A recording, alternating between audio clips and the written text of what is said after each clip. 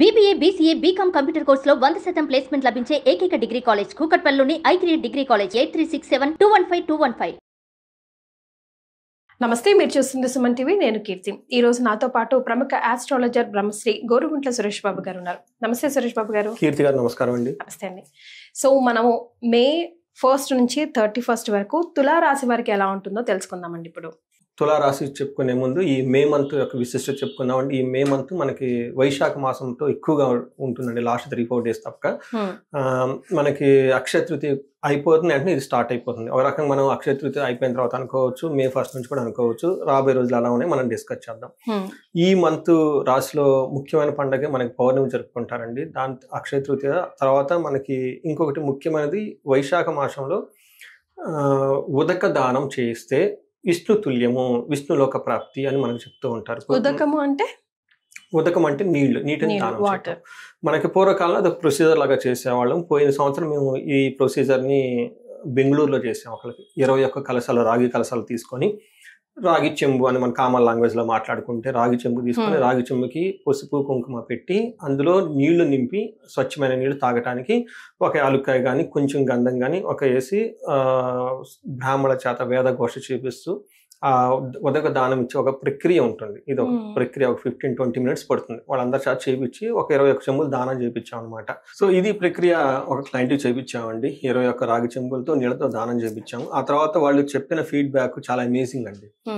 వాళ్ళ పాపలో ఎక్స్ట్రీమ్ గా బాగా అకాడమిక్స్ లో పెర్ఫార్మెన్స్ చేయటం, తర్వాత వాళ్ళు ఇక్కడ కాకుండా అమెరికాలో ఆ పాపను చదివించాలనే ఉద్దేశంతో కూడా ఉన్నారు. ఆ తర్వాత అక్కడ SCIT ఒక ఎగ్జామ్ ఉంటుంది. ఈ ఎగ్జామ్ రాయటం, అక్కడ సెలెక్ట్ అవటం, బెస్ట్ యూనివర్సిటీలో మంచి రిజల్ట్ చెప్పారండి, పాజిటివ్ గా. కానీ ఆ సాటిస్ఫాక్షన్ వేసవి కాలం కదండి. అవునండి. ఆ థర్స్ట్ దాహంలతో చాలా మంది ఉంటారు కదా.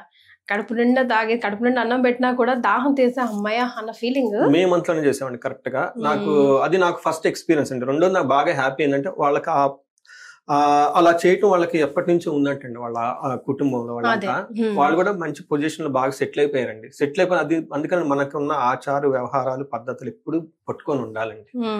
గ్రామ దేవతని, ఇష్ట దేవతని, కుల దేవతని, కులాన్ని, పద్ధతుల్ని పాటించాలండి. అది చూడండి, వాళ్ళు అంత హై పొజిషన్కి వెళ్ళినా కానీ హంబుల్ గా ఈ చిన్న ప్రొసీజర్ చేయించారు. ఆ తర్వాత నాకు రిజల్ట్ చెప్పిన చాలా ఆనందం వేసి ప్రతిసారి అందుకని ఈ వీడియోలో ఈ వైశాఖ మాసంగా నాకు అది ఆ ఈవెంటే గుర్తొస్తుంది. అంటే నేను అందులో ఇన్వాల్వ్ అయ్యి 21 రాగి చెంబులు ఉదక దానం దగ్గర నుండి చేయించేసి ఆ ప్రొసీజర్ చేయటం, ఆ తర్వాత హ్యాపీగా ఉండటం. మనం సీన్ కట్ చేస్తే వెరీ షార్ట్ గా మనం చెప్పుకుంటే, ఎందుకంటే అలా కొంతమంది సిస్టమ్ గా తెలిసి ఇంట్లో ఆచారం ఉండి చేయించుకుంటే అది వేరే విషయం. లేని వాళ్ళకి ఏం చేయాలి, అలా చేయలేని వాళ్ళు ఏం చేయాలంటే నీటిని అట్లీస్ట్ 1-2 చెంబులతో, రాగి చెంబుతో నేను చెప్పిన విధంగా దానం చేసి ఆ చెంబుతో సహా వాళ్ళకి ఇచ్చేస్తే ఎంతో పుణ్యం వస్తుంది. తర్వాత మనకి అంత కూడా చేయలేనప్పుడు మనం నీటిని దానం చేయాలి. ఏం చేయాలి, మనకి ఇప్పుడున్న ఈ కాలమాన పరిస్థితుల ప్రకారం కొన్నిసార్లు ఇళ్లలో ఉంటాం, కొన్నిసార్లు పీజీల్లో ఉంటాం, కొన్నిసార్లు బయట జాబులు ఎక్కడెక్కడో ఉంటాం, ఫారిన్ లో ఉంటాం. అన్ని చేయలేకపోయినా అట్లీస్ట్ ఒక కేసు వాటర్ బాటిల్ మన కార్లోనే ఎక్కడో పెట్టుకొని దారిలో వెళ్ళేటప్పుడు రోడ్ల మీద కూర్చొని ఉంటారు, వాళ్ళకి కనుక ఒక్కొక్క బాటిల్ ఇచ్చుకుంటూ వెళ్ళిపోతే ఆ బాటిల్ నీళ్లు వాళ్ళకి తాగితే అది దానం చేసినట్లే. Modernised version of doing it. మనం అది చేయలేం, చేస్తే వెల్ అండ్ గుడ్. ఇదన్నా అట్లీస్ట్ 1-2 కేసులు పెట్టుకోండి. కార్ లోనో వెళ్ళేటప్పుడు ఒక బాటిల్ ఇచ్చేసుకుంటూ వెళ్ళిపోండి. లేదంటే ఏదో ఇప్పుడు మనకి చాలా పెళ్లిళ్ళు జరుగుతూ ఉంటాయి, తర్వాత జాతరలు జరుగుతూ ఉంటాయి, ఊళ్ళు చాలా జరుగుతూ ఉంటాయండి, గుళ్ళల్లో రకరకాలు జరుగుతూ ఉంటాయి. వాటికి నీటిని ఆ బాటిల్స్ అన్ని ఫ్రీగా ఇచ్చేసేయండి, దానం చేయండి. ఈ మాసంలో చేస్తే చాలా చాలా పుణ్యం. ఎందుకంటేనండి ఉదకం నారాయణీయం అంటారు, అంటే నీరే నారాయణుడు అంటారు. తర్వాత ఎప్పుడైతే మనకి నారాయణ సేవ చేస్తూ ఉంటామో, మాధవ సేవే మాధవ సేవ అన్నట్లు మనిషికి సేవ చేస్తూ ఉంటామో అది నారాయణకి సేవ చేసినట్లు అవుతుంది. ఎప్పుడైతే నారాయణకి సేవ చేస్తామో నారాయణ పాదాల చెంత లక్ష్మీదేవి కూర్చొని ఉంటుంది. లక్ష్మీదేవి స్థిరంగా కూర్చొని ఉండే ఒకే ఒక ప్లేసు నారాయణ పాదాలు. ఎందుకంటే మనం మంచి పనులు చేస్తూ ఉంటే ఏం చెప్తారంటేనండి, కొన్ని మనం చేసిన పనుల వల్ల ఇమ్మీడియట్లీ మనకి రిజల్ట్ రాకపోవచ్చు, కానీ మన తరతరాలు ఖచ్చితంగా మన సంతానాన్ని, వాళ్ళ కీర్తిని, వాళ్ళ ఉన్నతిని కాపాడుతూ ఉంటాయండి. అది ఇప్పుడు కాపాడుకోవాలండి. సో ఈ వైశాఖ మాసంలో అదృష్టం మనకి తులారాశి వాళ్ళకు కూడా మనం రాశి ఫలాలు చెప్పుకోబోతున్నాం కాబట్టి 12 రాశులు వాళ్ళు ఖచ్చితంగా ఈ చిన్న పని చేయండి, ఉదక దానం చేయండి. అంటే వెరీ సింపుల్. అది మీ స్టైల్లో మీరు చేయండి. మనుషులక, పక్షులక, జంతువులక అన్నది ఎక్కడైనా చేయొచ్చు. ఏ ప్రకారంగా కానీ చేసినా కానీ వాటర్ బాటిల్ తీసుకుని వాళ్ళకి ఇచ్చేసేయండి. వీలైతే చక్కగా సద్బ్రాహ్మణులను పిలిపించుకొని వేద ఘోష చేస్తూ ఇప్పించండి. లేదా దానం తీసుకుని ఒక ప్రొసీజర్ ఉంటుంది, ఆ ప్రొసీజర్ ప్రకారం చేయించండి. ఎలా ఎంత చక్కగా చేస్తే మీకు అంత రిజల్ట్ ఉంటుంది. సో మనకి ఇది చేస్తారు ప్రతి ఒక్కళ్ళని ఆశిస్తూ మనకి తులారాశితో ఎంటర్ అయిపోదాం. Yes. తులారాశి కనుక చూసుకుంటే వీళ్ళకి చిత్త 3-4 పాదాలు, స్వాతి 1-2-3-4 పాదాలు, విశాఖ 1-2-3 పాదాలు అంతా మనకి తులారాశిలో ఉంటాయి. ఈ తులారాశి కనుక చూసుకుంటే పేరు బలం రా, రీ, రు, రే, రో, తా, తీ, తూ, తే అన్న అక్షరాలంతా తులారాశిలో ఉంటాయి. ఇది కాకుండా మనకి గ్రహస్థితిని మనం గమనించుకుంటే సూర్యుడు వృషభ రాశిలో, బుధుడు మేషరాశిలో, శుక్రుడు మీనరాశిలో, కుజుడు కర్కాటక రాశిలో ఎక్కువగా మనకి ఈ గ్రహస్థితి ఈ సంవత్సరం ఈ మే మంత్ అంతా అక్కడ ఉంటున్నారు అనమాట. మనకి సూక్ష్మ గోచారం, లఘు గోచారం కాన్సెప్ట్ కనుక చూసుకుంటే సూర్యుడు 8th హౌస్లో ఉన్నాడు, 10th హౌస్లో వచ్చేటప్పటికి కుజుడు ఉన్నాడు, బుధుడు, శుక్రుడు 7th హౌస్లో, 6th హౌస్లో ఉన్నారు. వీళ్ళకి ఏమవుతుందంటే బుధుడు వల్ల వీళ్ళకి గొడవలు రావచ్చే అవకాశం ఎక్కువగా ఉంటుంది. కానీ అపోజిషన్ విపరీత వేద ఉండటం వల్ల గొడవలు కాకుండా వీళ్ళు కనుక మంచి పని కనుక కార్యక్రమం స్టార్ట్ చేస్తే అందరూ వీళ్ళకి సపోర్ట్ ఇస్తూ ఉంటారనమాట.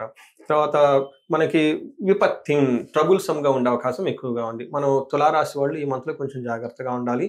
ఎందుకంటే సూర్యుడు 8th హౌస్లో ఉండి 2వ ఇంట్లో దృష్టి చూడటం వల్ల 8th హౌస్లో సూర్యుడు ఉండటం ఏమవుతుందంటే దుర్దోష శత్రు సంవాదో గమన వ్యధ దుఃఖ వార్తం శృతం చైవ అష్టమస్తే రవి భవేత్ అని మనకి చెప్తా ఉంటారు. సంస్కృతం మహర్షులు చెప్తూ ఉంటారు.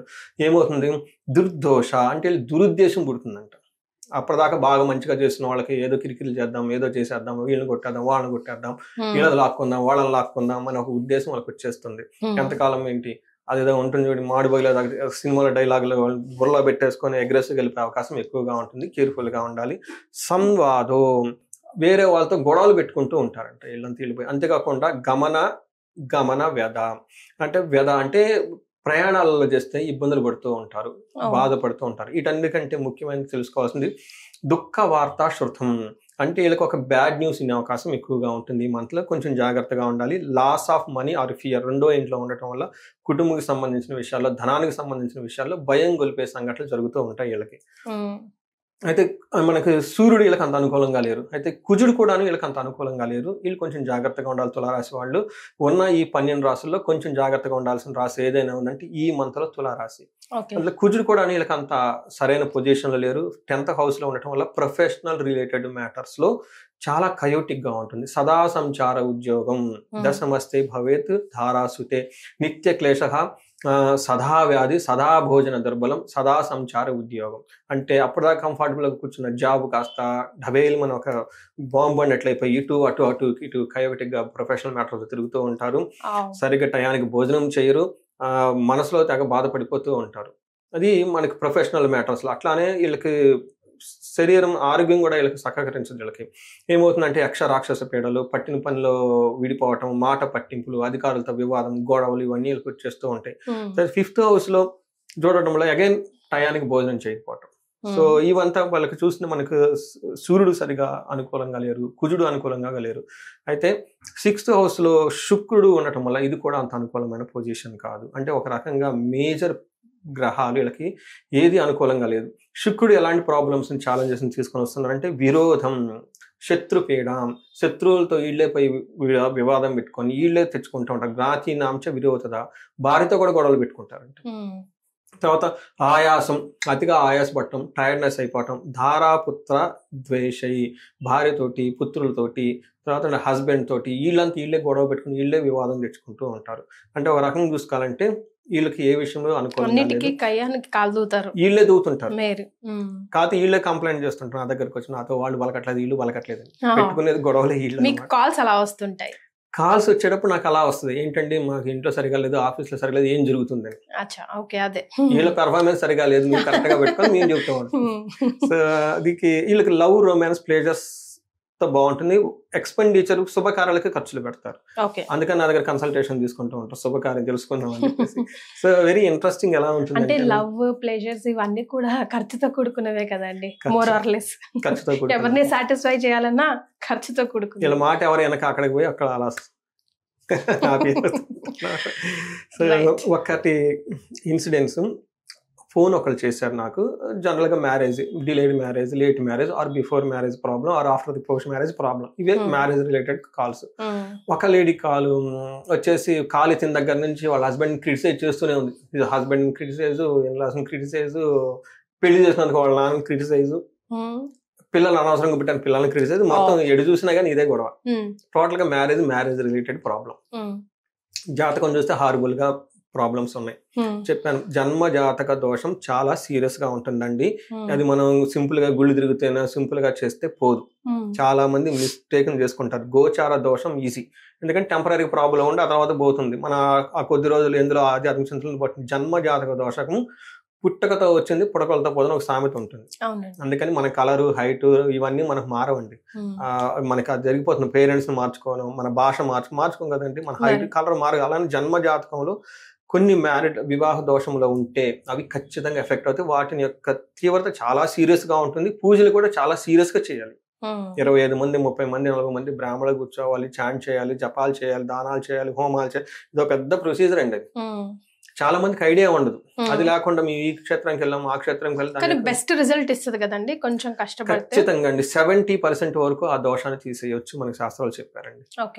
బ్రేక్ మ్యారేజ్ ఇష్యూలు అయిపోయి డైవర్సులు తీసుకొని పిల్లల్ని సింగిల్ ఫాదర్ గా పెంచుకునే దానికంటే రిస్క్ పాజిటివ్ సైడ్ లో తీసుకోవాలి. 1-2 సార్లు చేయించేసుకోవాలి. నేను అదే చెప్తాను, రిస్క్ ఎప్పుడు పాజిటివ్ సైడ్ లో తీసుకోవాలి, నెగిటివ్ సైడ్ లో కాదండి. జరిగేదిలా అంటే పిల్లల్ని ఎవరు చూసుకుంటారు.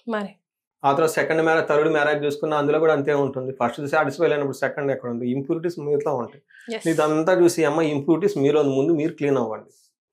హస్బెండ్ మారిస్తే పని పోదు, వదిలేసుకుంటే పని పోతుందండి. ఉన్న వాళ్ళతో హ్యాపీగా ఉండాలి కదా. ఈ హస్బెండ్ ఇది అడుగుతాడు, నెక్స్ట్ వచ్చే హస్బెండ్ ఇంకొకటి అడుగుతాడు, వాళ్ళు ఉండేది కదా. దాని కోపప్ అయ్యేది మైండ్ సెట్ మీ దగ్గర ఉండాలి, మీరు అడాప్ట్ అవ్వాలని చెప్తూ ఉంటారు.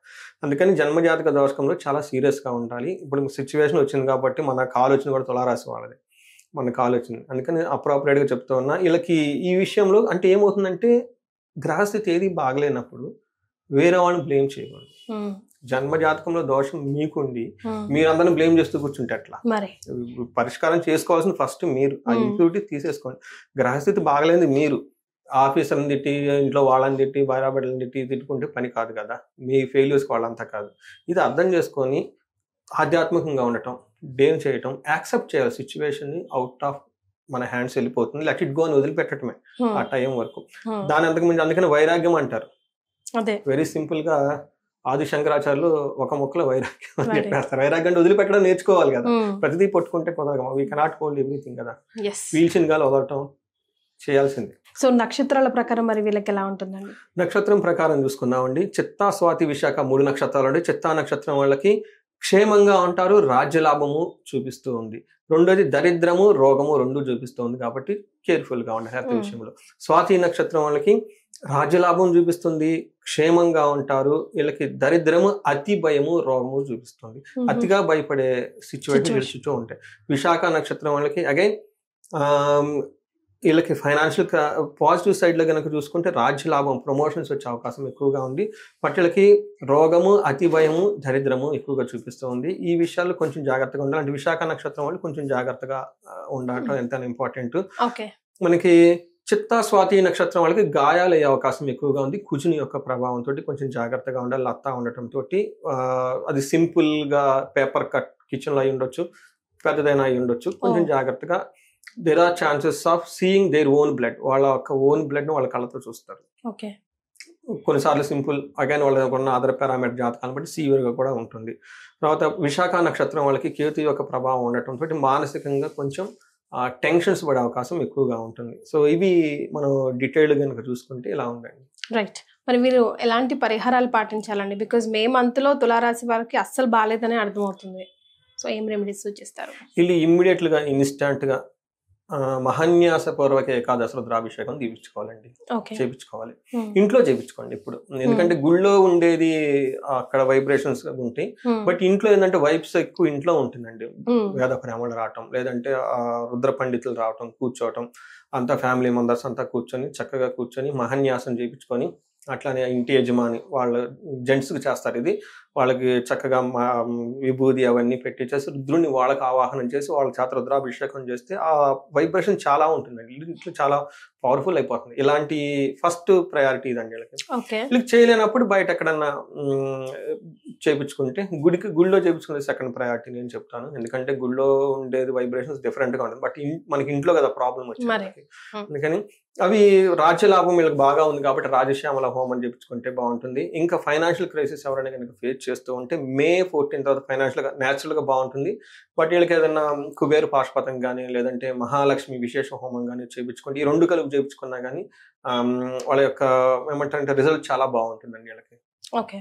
సో ఇవి ఇంకా వాళ్ళకి ఏదైనా హెల్త్ కండిషన్స్ బాగాలేకపోతే ఆయుష సూక్తం అని ఉంటుందండి. ఇది వేద పారాయణం. వాళ్ళు పిలిపించుకొని ఇంట్లో పారాయణం చేయించుకున్నా లేదంటే మహామృత్యుంజయ హోమం, అమృతమృత్యుంజయ పాశుపతాభిషేకము హోమం ఇలాంటివి చేయించుకుంటే అంటే వాటికి సంబంధించిన హెల్త్ చాలా ఇంప్రూవ్ అవుతుంది. రైట్. సో తులారాశి వారికి ఎలా ఉంటుంది May 1 నుంచి 31 అండ్ ఎలాంటి రెమెడీస్ ఫాలో అవ్వాలి సూచించారు? ధన్యవాదాలు.